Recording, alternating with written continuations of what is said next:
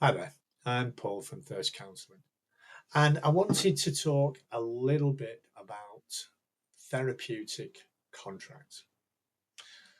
When you come to counselling, you will be offered a counselling agreement or a therapeutic contract or a therapeutic agreement. And the reason why we do this is to, first of all, to start by ensuring that you know that this is a relationship that's different from a friendship.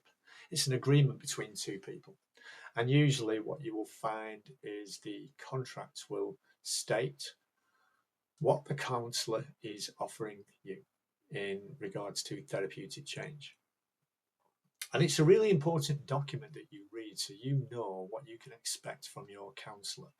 But there are also expectations on you too, on how you attend your sessions, on attending on time and punctuality, and the building of that relationship and building that therapeutic trust.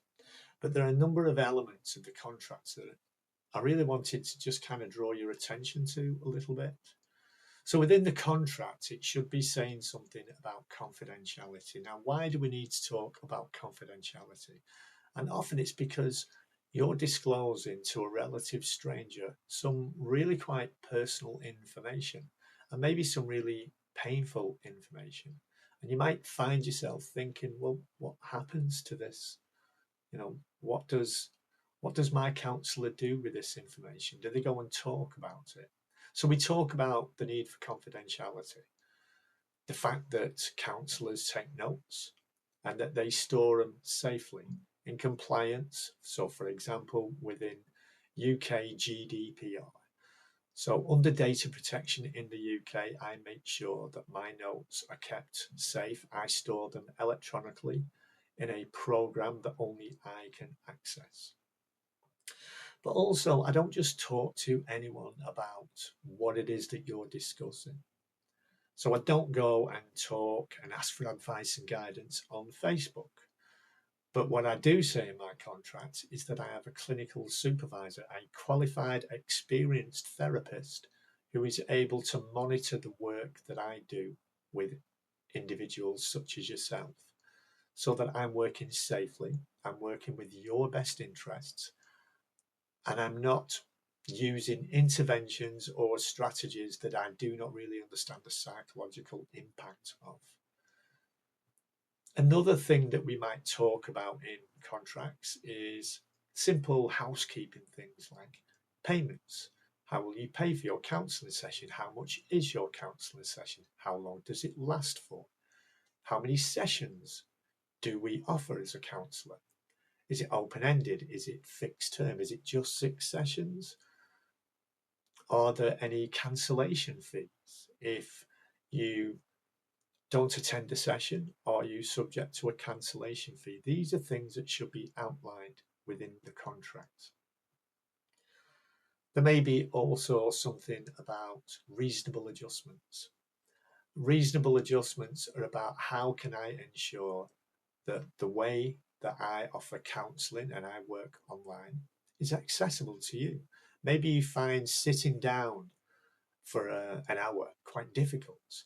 Do you need shorter sessions? Do you maybe need longer sessions?